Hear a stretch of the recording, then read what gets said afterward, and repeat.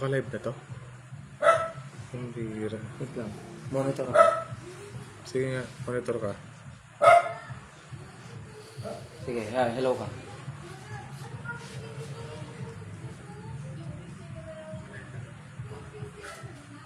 May sound. Ever praise.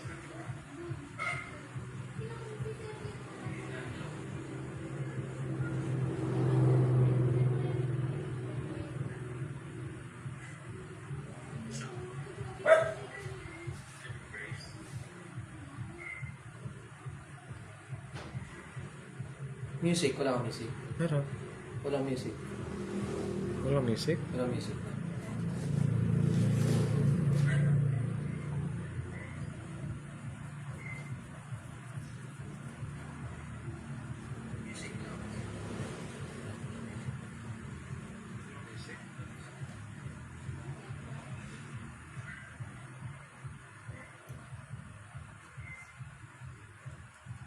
Wala.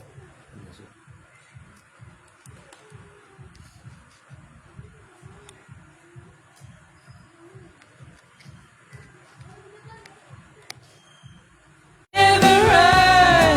Yes, he is. Yes, he is.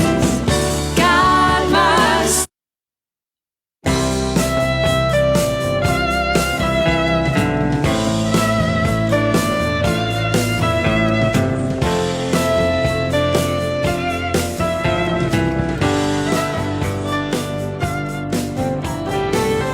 Every praise is to our God. Every word of worship with one accord. Every praise is to our God. Sing hallelujah to our God. Glory, hallelujah is due our God. Every praise is to our God. Every praise is to our God. Every word of worship with one accord. Every praise is to our God. Sing hallelujah to our God. Glory, hallelujah is due our God. Every praise is to our God. Ayan, isang magandang gabi po sa bawat isa. Every word of worship with one accord. Every praise is to our God. Sing hallelujah to our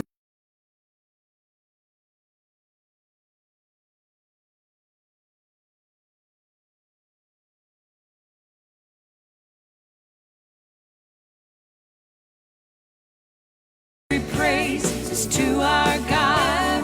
Every word of worship with one accord. Every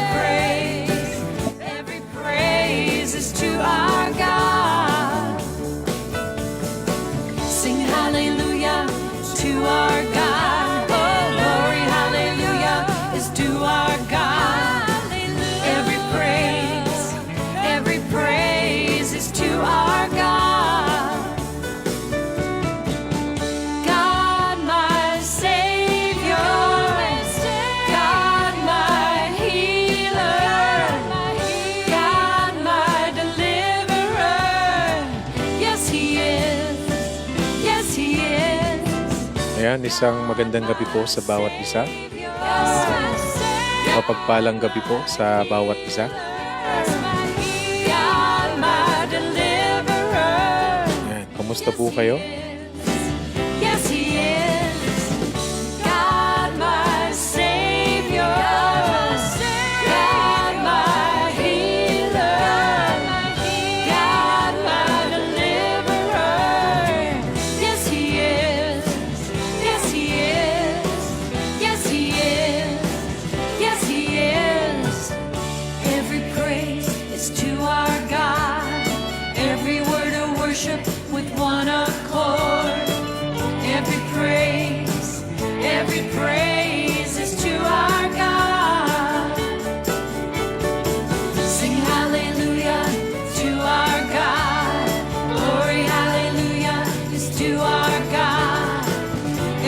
Ayan, sa muli, isang mapagpalang gabi po sa bawat isa. Tayo po ay magsimula na To our God. sa ating live streaming sa gabi ito, mga kapatid ko po sa Panginoon. Ayan, welcome po sa ating mga panauhin. Magandang gabi po sa inyong lahat. At salamat sa Panginoon. At tayo po ay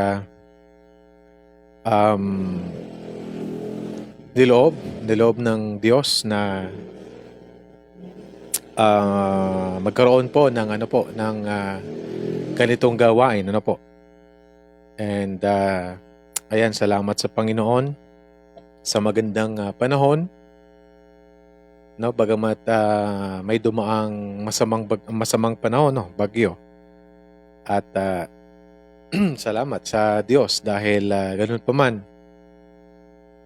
Dito po sa lugar po ng Bicol, bagamat dito po naglandfall, ay hindi masyado na nasalanta. Okay?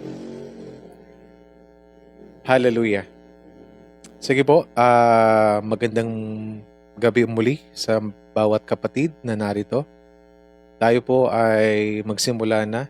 Simulan po natin ito sa panalangin. Samahan niyo po ako sa maikling panalangin, mga kapatid. Hallelujah, Lord Jesus. Lord, we glorify your holy name. Maraming salamat, O Diyos, sa gabing ito, sa pagkakataon na ito, Ama, na makapagsalita sa ganitong platform, Lord, sa ganitong gawain. O Diyos, samahan mo lamang po kami, pangunahan mo kami, Ama, sa pamamagitan ng inyong Espiritu. At Lord, manatili po ang iyong presensya hanggang matapos po ang gawain na ito.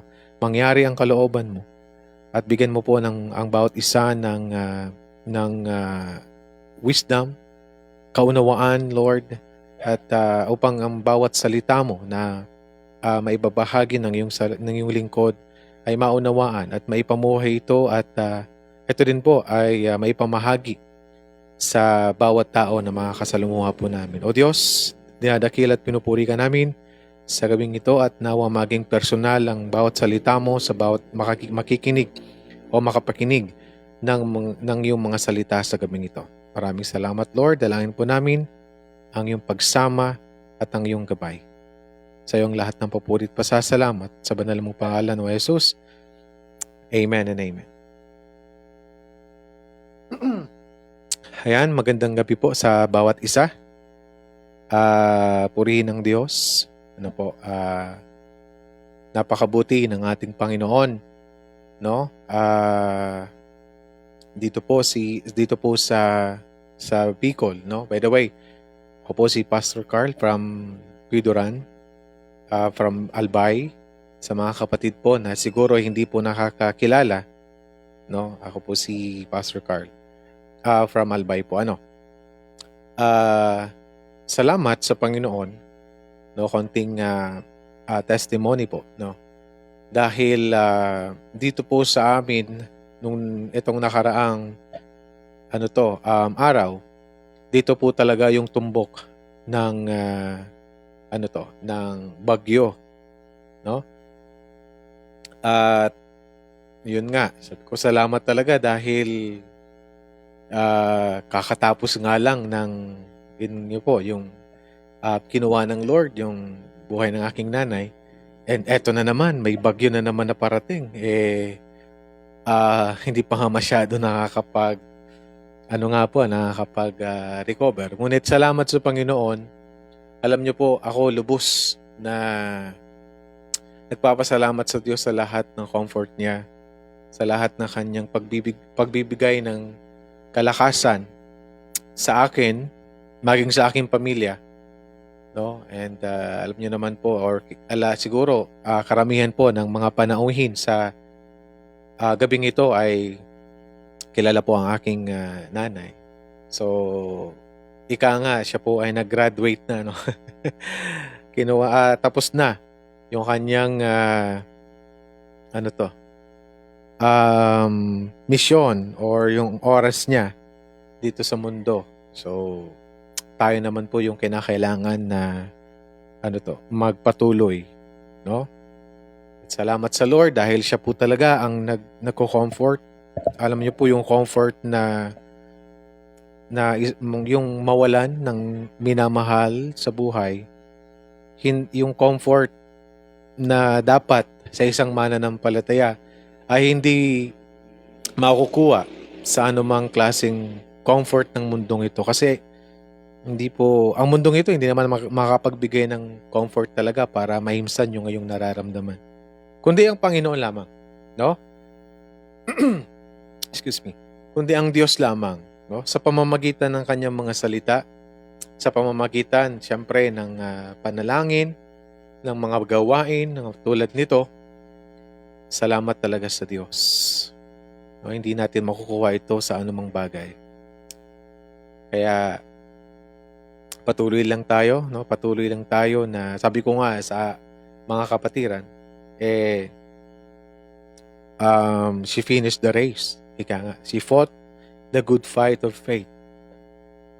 Now, tayo, kailangan natin magpatuloy.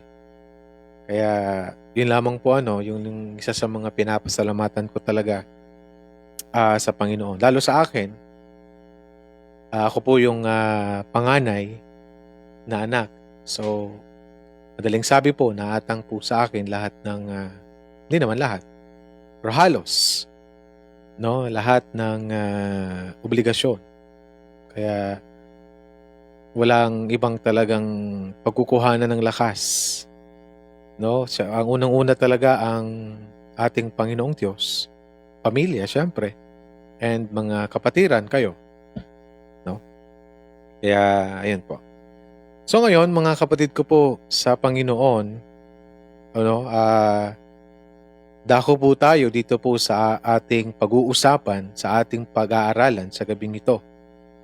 And I think this is the last, hindi last. Bukas pala yung last Sunday. No? Patapos na yung buwan, pero madami po tayong mga napapag-aralan sa ating pong tema, no, sa Matthew 10. And right now, mga kapatid, ang aking pong ibabahagi ay dito po sa Matthew. Okay. Matthew 10 verses 21 to 22. Okay?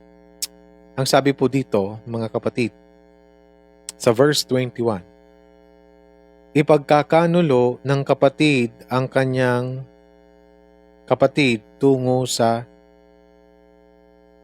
kamatayan at ng ama ang kanyang anak at maghihimagsik ang mga anak laban sa kanilang mga magulang at ipapapatay nila ang mga ito.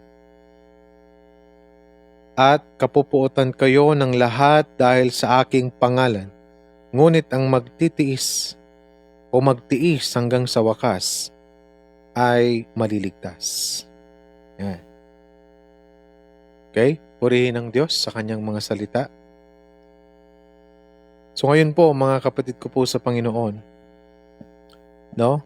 Ang nais ko lamang pong ibahagi sa inyo sa ating pong paglilingkod, sa ating pong katawagan bilang mga anak ng Diyos o mga lingkod ng Diyos. Isa po sa mga kinakailangan po natin, no, isa po sa mga dapat nating gawin is to share, no? To share the gospel. Ngunit, sa ating pong pagbabahagi ng mabuting balita, marami po talaga tayong dadanasin. Nariyan po ang pag-uusig, nariyan po ang mga pagkukutya, nariyan po ang mga napakadaming negativities sa surroundings mo. No? Marami po ang magagalit sa iyo. Alam ko po marami dito nung simula na naglingkod sa Panginoon ay nabawasan ng kaibigan. Nabawasan ang mga may gusto sa kanya or gusto siyang kasama. Dahil alam nyo po, marami ang ayaw sa salita ng Diyos. In fact, mga kapatid ko po sa Panginoon, nung kami po ay napunta ng iba-ibang lugar, napunta po kami ng Burias, nakaraan lamang. Napunta po kami dito po sa amin, sa lugar dito po sa Piudoran. Madami po ang ayaw ng salita ng Diyos. Madami ang mga nag-uusig. Kesyo sinasabi, lagi na lang kayo relihiyon, ayan na naman kayo. Ayaw namin ng ganyan. Okay na kami sa ganito. Di po ba? No? Nature po kasi ng tao yung ayaw makarinig ng pagsasaway. Okay? In fact, kahit nga sa mga mananampalataya, kapag nakarinig ng pagsasaway, ay minsan, parang alam nyo, parang sasabihin, sino ka? Sino ka ba para ganito ang sabihin mo sa akin? Or ganyan. Pero po, sa atin bilang mga nakakaalam na ng katotohanan, no? As long as yung rebuke with love, no? Para sa ikabubuti ng iyong kapatid, ito po ay tinatanggap po natin, di po ba? In fact, yung nga sinasabi ko kanina, yung pagbabahagi po talaga natin ng gospel, meron po talagang pag-uusig. No? Kaya nga sabi ng Lord, you have to endure. Kailangan yung magtiis, kailangan yung gawin ito alang-alang, no? Sa kaharian ng Diyos, para maibahagi ang katotohanan, dahil ito ang kailangan ng mga tao. Sabi nga ni Pablo sa Romans 1, hindi ko kinakaya, verse 16, no? Hindi ko kinakaya na ipangaral ang salita ng Diyos. Dahil ang salita ng Diyos, ito ang kapangyarihan ng Diyos na makaliligtas sa bawat nilalang. Wala po. Kaya nga po, minsan nakapag-usapan po namin. Walang ibang daan. Walang ibang daan patungo sa kaharian ng Diyos. Walang iba. No? Nga lang, ang karamihan gusto mapunta sa kaharian, ngunit ayaw ng proseso, ayaw ng salita ng Diyos. Ayaw nung daan patungo sa kaligtasan. Ayaw tanggapin si Kristo. Paano ka mapunta sa langit? Paano ka mapupunta sa kaharian? Iyon lamang, siya lamang ang daan. No po? Kaya sa atin din, mga kapatid na nagbabahagi ng salita ng Diyos, kailangan din po natin meron tayong paghahanda, pagtitiis, no? Kasi yun po talaga, sabi nga po ang sabi po ng John, basahin ko po, Juan, chapter 15, verses 18 hanggang 21. Ang sabi po dito, no? Kung kayo'y kinapupuutan ng sanlibutan, ay alamin ninyo na ako muna ang kinapuutan nito bago kayo. 19. Kung kayo'y taga-sanlibutan, iibigin kayo ng sanlibutan na parang sa kanya. Ngunit dahil kayo'y hindi taga-sanlibutan, kundi kayo'y pinili ko mula sa sanlibutan, kaya napupuot sa inyo ang sanlibutan. 20. Alalahanin ninyo ang salitang sinabi ko sa inyo. Ang alipin ay hindi higit na dakila kaysa sa kanyang Panginoon. Kung kayo'y kanilang inusig, kayo man ay kanilang uusigin din. Kung tinupad nila ang aking salita, ang inyo man ay tutuparin din nila. Verse 21, subalit, ang lahat ng mga bagay na ito ay gagawin nila sa inyo dahil sa aking pangalan. Sapagkat hindi nila nakikilala ang nagsugo sa akin. No? Sabi nga po doon sa taas, nang naparito ang Panginoong Jesus, hindi kapayapaan ang kanyang bitbit kundi tabak. Mga kapatid ko po sa Panginoon, even your relatives, ano po? Even your relatives, yung blood relatives, yun po yung magiging, ano din po, magiging kontra or ko-kontra sa'yo or magiging kaaway mo ng dahil sa dinadala mong katotohanan. Ito po, marami ang ayaw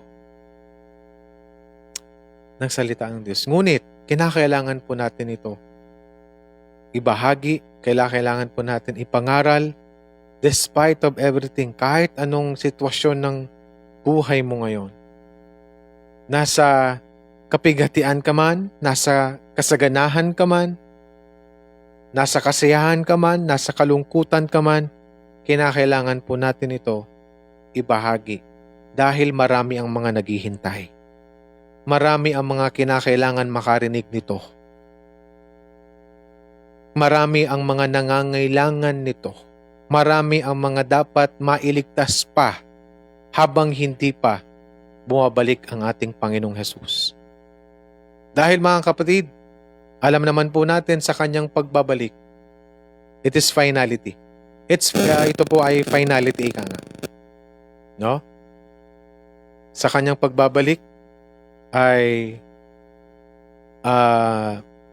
ito na, ayun niya yung katapusan. In fact, sabi nga, sa kanyang pagbabalik na nahalintulad po ito sa parang manganganak, nagle-labor. Bakit? Masakit. Why? Kung sa panahon, sa pagbabalik ng Diyos na hindi ka pa nakapagsisi, hindi ka pa nakapaglingkod, no, hindi mo pa talaga naibigay ang buong buhay mo sa paglilingkod, buong panahon at oras, parang ganun po yung ating, kasi wala na. Ganun po yung ating dadanasin or mararamdaman.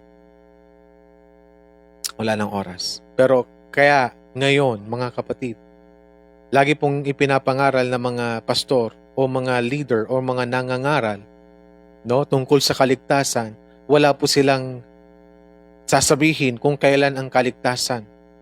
Hindi bukas, kundi ngayon. Ano po? Kundi ngayon. Hindi po kasi natin alam ang araw ng bukas. Walang nakakaalam. Ano po? Nasampulan nga po eh.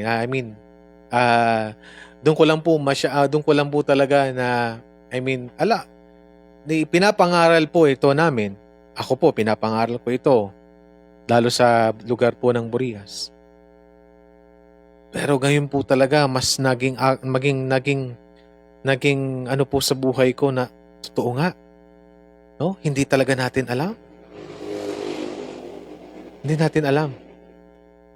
Ngayon, maaring nakakaawit ka, maaring kasama mo pa ang pamilya mo, maaring nakakakain ka pa ng Jollibee, maaring nakakapag-McDo ka pa, nakakapag-Starbucks ka pa. Pero bukas, alam mo ba bukas? Alam pa ba natin na bukas ay magagawa pa ba natin yung mga bagay na yon? Kaya lagi kong sinasabi sa mga kabataan, no? Give our best to worship the Lord. Yung best talaga natin na pagpupuri at pagsamba o pagsunod natin sa Diyos. Kasi walang ibang oras at panahon na pwede mong gawin yung best kundi ngayon. Every day of our life. Every minute and every bagamat pastor, napaka-imposible naman noon. Pero kailangan po natin gawin. Kasi nga din natin alam. We never know kung bukas buhay pa tayo. No? Kaya maganda po sa ating pagpapatuloy sa paglilingkod na ito, magkaroon po sana tayo ng katapangan. Alam niyo po, meron po tayong mababasa sa Biblia ng mga apostol kung gaano sila katapang sa pangangaral ng salita ng Diyos. Katulad na lamang po ni Pedro at Juan. Nang sila, nasa Acts 4 po yan. Nang nakita po ng mga tao kung paano po sila katapang, no? No, preaching the gospel with boldness. Namangha po yung mga tao dahil alam ng mga tao na si Juan at si Pedro ay isa lamang pong mangingisda. Ngunit anong sabi ng Biblia? Gagamitin yung mga mangmang upang ipahiya ang mga pantas. Ano po? Ibig sabihin, gagamitin talaga lahat. Wala pipiliin ng Diyos. Kahit sa murang edad mo, gagamitin ka talaga ng Diyos, alang-alang sa kanyang pangalan. Dahil sabi nga po doon po sa ating binasa, sa verse 19, mga kapatid ko po sa Panginoon, hindi kasi ikaw. Hindi ikaw ang magsasalita. Anong sabi doon?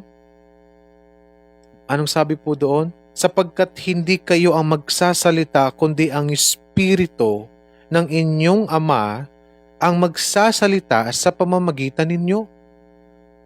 Sa panahon po na tinanggap po natin ang ating Panginoong Hesus bilang Diyos at ating tagapagligtas, ang kanyang Espiritu ay sa atin at siya po, no? Siya po ang magsasalita. Nung panahon na po yan, no? Kailangan malaman mo na it's not about you anymore. It's all about Him. It's all about Jesus na. No, upang wala tayong may pagmataas, wala tayong ipagmalaki. Hindi natin pwedeng sabihin na nakakapagsalita ako sa harapan o nakakapagsalita ako sa maraming tao nang dahil sa aking diploma, sa aking license sa PRC, dahil sa aking profesyon as a teacher or police or ano pa man. No. Sabi ng ating binasa, kundi sa Espiritu ng inyong Ama. It's all about Him. Not us anymore. Kaya nga po yung sa Burias, lagi ko pong sinasabi sa bawat tao po na aming nakakasalumuha. Ano po? Ang mission na ito, ang mission na ito ay hindi po mission po namin. Ito po ay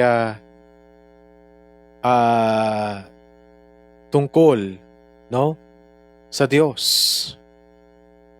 Po?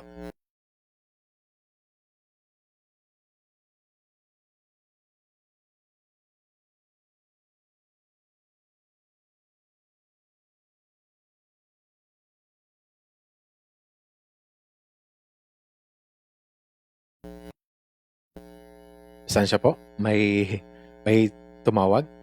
Okay? Ulitin ko po, it's not about us anymore. It's all about Him. Po? Siya po ang magsasalita. Kaya ganun na lamang po katapang sila Pedro at si Juan dahil sa Espiritu ng Diyos. No? And naalala ko po si Pablo. Nung panahon po nasa harap siya ng Sanhedrin, no? Sa ibang salin po sa hukuman, wala po siyang ibang binanggit kundi gospel. Kung paano niya naranasan, no, ang Panginoong Hesukristo sa buhay niya, kung paano niya nalaman, no, yung katotohanan. Ganun po katapang si Pablo na ipangaral ito sa harapan ng Sanhedrin. So nawa ganun din po tayo. No? Bakit? Dahil meron po tayong Espiritu ng Diyos na sumasa atin. Siya po nagbibigay sa atin ng tapang. Siya po ang nagbibigay sa atin ng lakas. Siya po ang nagbibigay sa atin ng pangangailangan natin. Siya po nagbibigay ng karunungan sa atin. Kaya nawa sa atin po, wala po tayo dapat ipangamba o ikatakot sa pangangaral po ng salita ng Diyos. Always remember the truth will set us free. Walang ibang katotohanan ang makapagliligtas sa atin, kundi ang katotohanan na nagmumula sa Diyos, ang kanyang salita. Kaya nawa, ipangaral po natin ito ng may katapangan. Dahil, alam nyo po, maging ang ating mga apostol, ipinangaral at ipinamuhay ito, ibinahagi ito hanggang sa kahuli-hulihan nilang hininga. Pinaglaban po talaga nila ito. And sa mga darating na panahon, madami pong mag-uusig sa atin, kukwestiyonin ang ating pananampalataya, kukwestiyonin ang ating Diyos. Kung hindi malalim or hindi ganun kalalim ang iyong pananampalataya at pagkakaunawa ng katotohanan, paano po natin ito dedepensahan? Paano natin ito dedepensahan kung kahit pagbabasa ng salita ng Diyos ay hindi natin magawa? Hindi natin malaanan ng panahon, hindi natin mabigyan ng oras. Mga kapatid, napaka-importante po nito.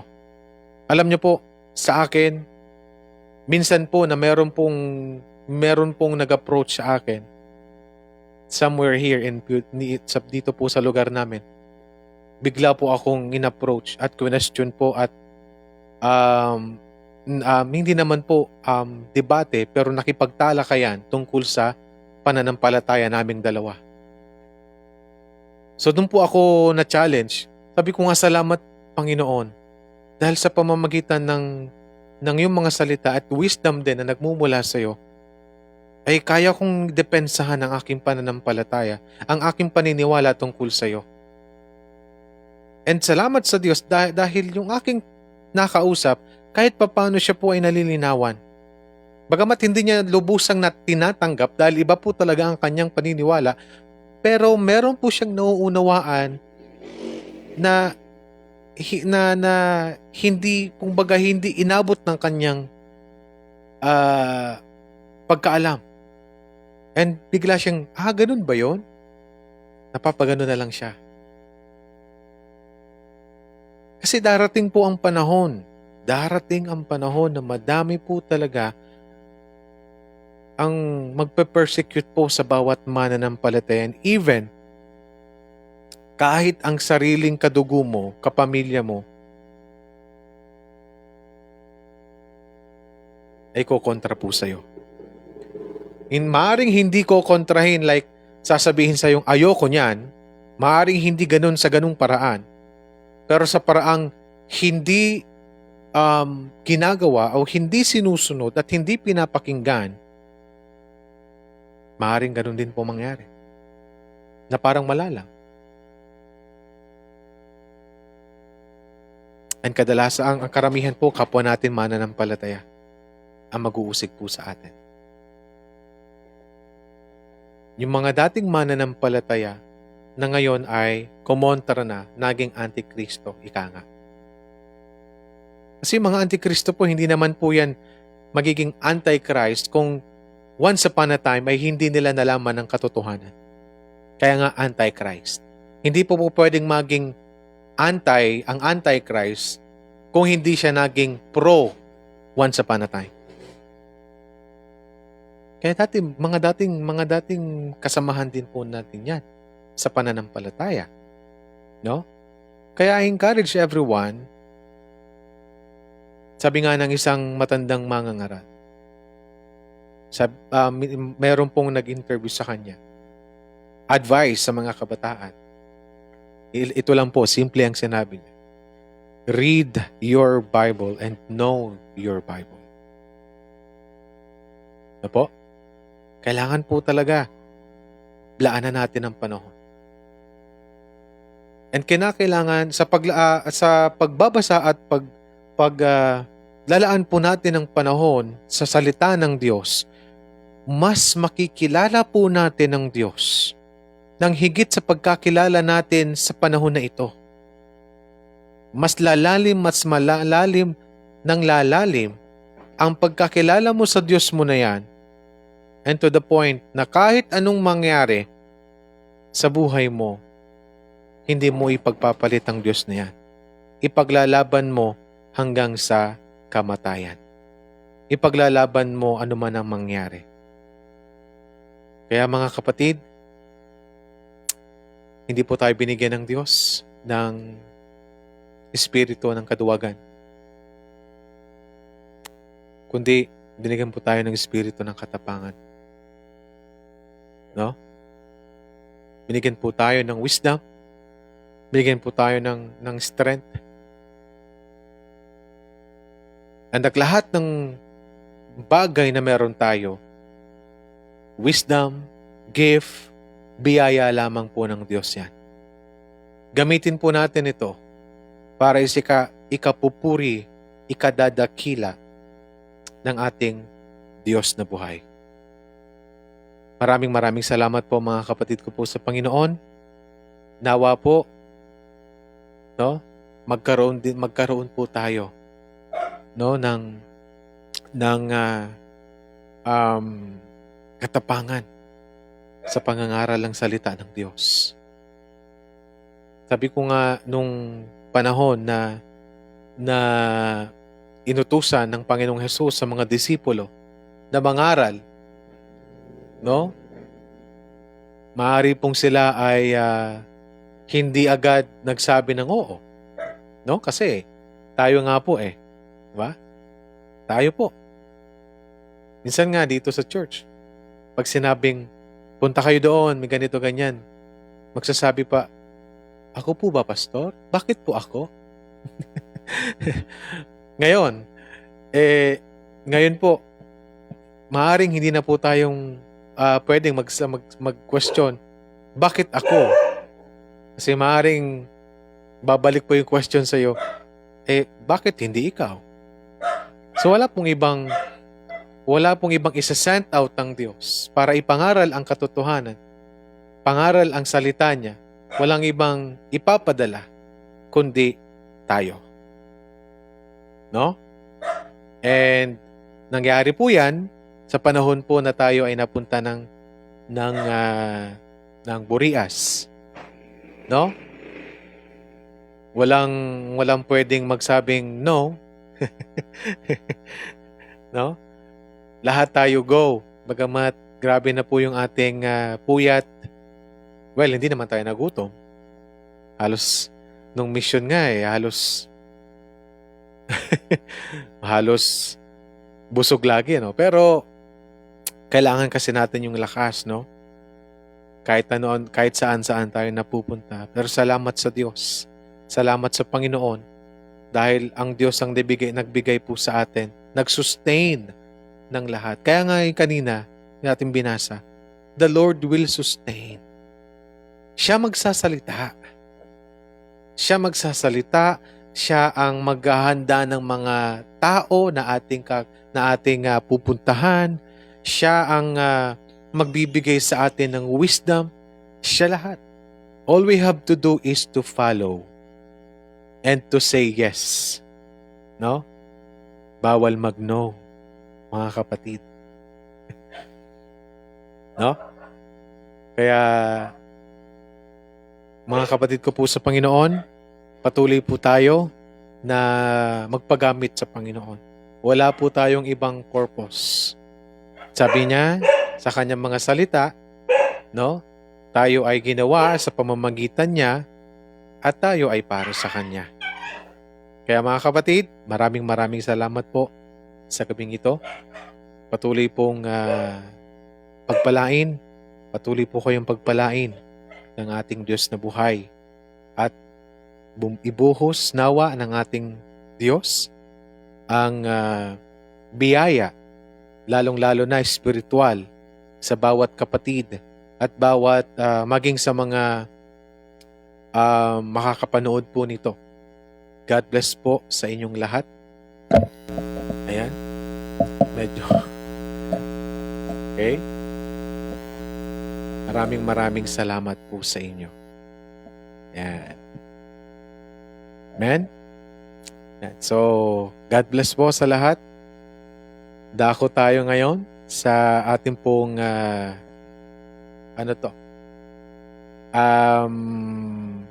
closing, no? Bago tayo bago po tayo shout out sa ating mga kapatiran, tayo po muna ay closing prayer. Po. Yeah, let's pray. Hallelujah, Lord Jesus. Panginoon, minsan pa, maraming salamat o Diyos sa pagkakataon na ito na ang iyong lingkod po ay nakapagbahagi po bagamat sa kakaunting panahon at oras. Ngunit salamat dahil ito po ay pinahintulutan mo na mangyari upang ang bawat isa ng mga lingkod mo at mga tinawag mo ay magkaroon din naman ng kalakasan spiritual, encouragement, na magkaroon ng katapangan sa pangangaral ng salita mo, dahil nalalaman po namin na mga darating na panahon ay maaaring madami po at madami ang mga mag-uusig, madami ang mga mangyayari na kokontra o against po sa mga salita mo, lalong-lalo na sa mga ginagamit mo.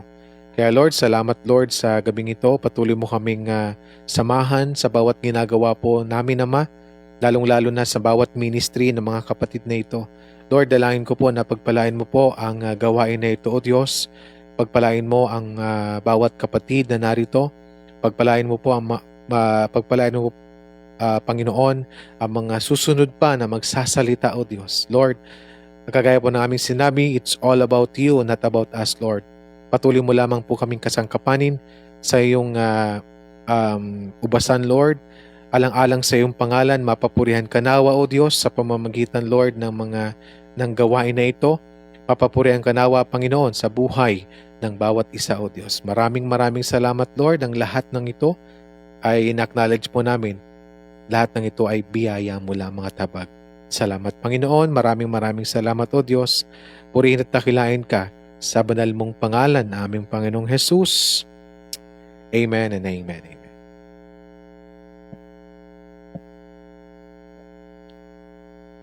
Yan, maraming salamat po.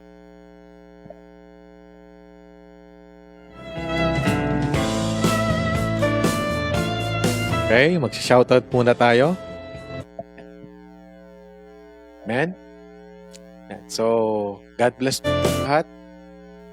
Dako tayo ngayon.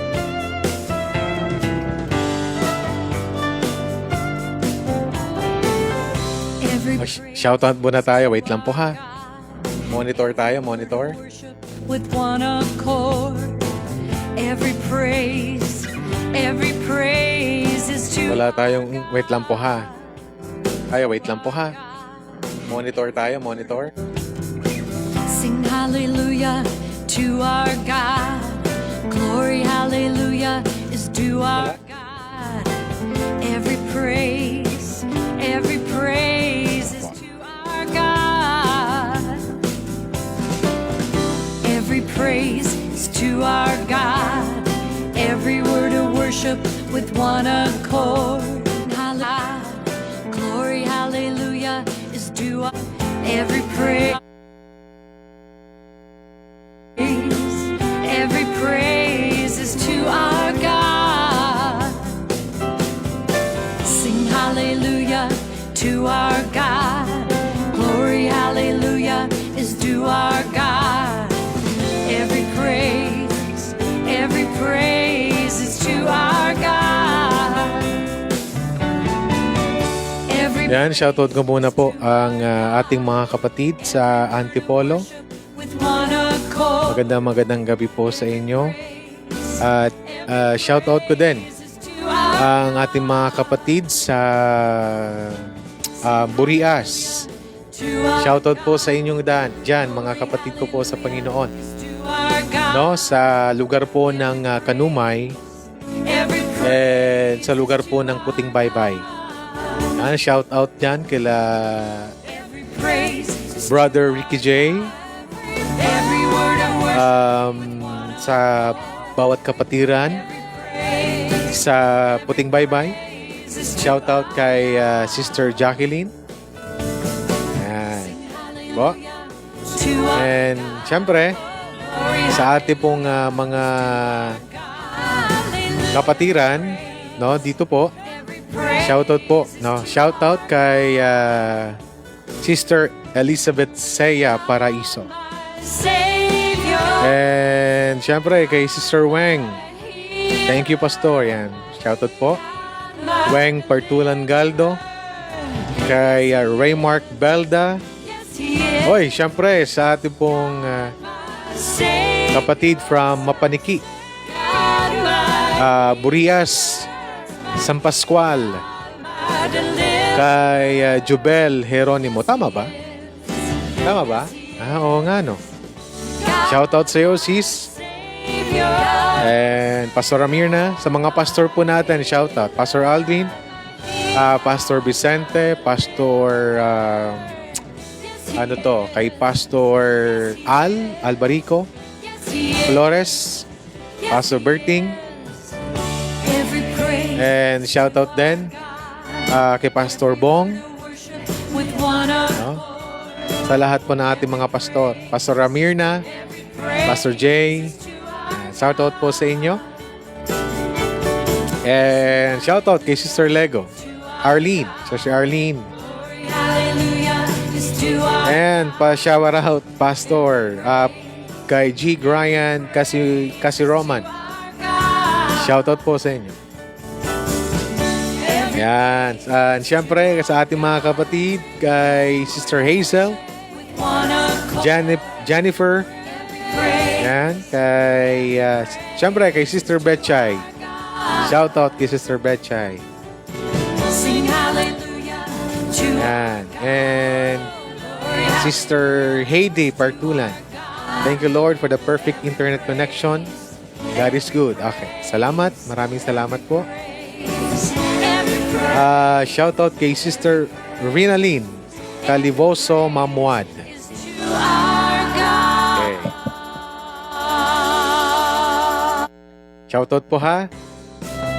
Sino pa gusto magpa-shoutout? Sige po. Yan. Sister Ikay, anong nangyayari dito? Hindi ko na nakikita yung shoutout. Every praise is to our God. Sige. Every word of Sige po. Shoutout po kayo. Ito po. every praise. Nasa Every praise is to our God. 15 po yung coordinator ko dito. Ato na. Hallelujah to our God. Glory, hallelujah. 15 po. Walang naitutulong akin. Ayan. Every praise is to Ay, syempre, Pastor. Shoutout kay Pastor Pipito. praise is to Kay Sergio Marfil Pipito from with one accord. San Jose. Every praise, Ayan, mga kapatid po natin. praise is Ayan, kay Brother Tony Paulo. Belated happy birthday. sing hallelujah Okay. to our Sino pa? Sige po. hallelujah Shoutout po kayo. God. Every Kay Sister Edna May Menyes. Good evening, Pastor. Okay. Okay, we meron lang po tayong 6 minutes. Okay. Sige po, may mga gusto pa pong magpa-shoutout. every praise, every praise. Okay, pa-shoutout po kay Miss Ana Lusanta Algordo. Sing hallelujah, Shoutout po, Sister Ana glory. from Haiti Partulan. Every praise is to our God. Ayan. Every praise is to our Kasama ko po dito sa Uzbekistan. Uzbekistan. Saan ba yung Uzbekistan? God. Shoutout po sa inyo dyan, ha? I think ito po ay nasa ibang bansa. Shoutout po sa ating mga kapatid. Maybe from Japan. Kapatid from Middle East. Praise is to Mga kapatid po natin sa ibang bansa, mga OFW. Maraming salamat po sa inyo pong pakikinig, no? And shoutout din po kay Andre. Yan, from Brother Tony Paulo. Yes, He is. Yes, He is. Yan. Sige po, maraming salamat po sa bawat isa. Maraming salamat sa lahat. No, tayo po ay muli na magkita-kita po sa sunod na schedule ko, next cycle. And patuloy lang po tayo na sumubaybay, sa ating pong live streaming. And bukas po, abangan nyo po si Brother RJ Sandigan. No, siya po yung susunod bukas, if I'm not mistaken.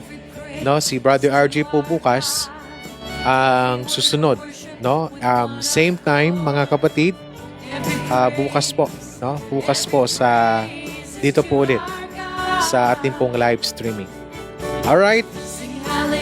Maraming salamat po. God bless everyone. Maraming salamat sa Diyos sa inyo pong panahon at oras. Salamat. Goodbye. God bless everyone.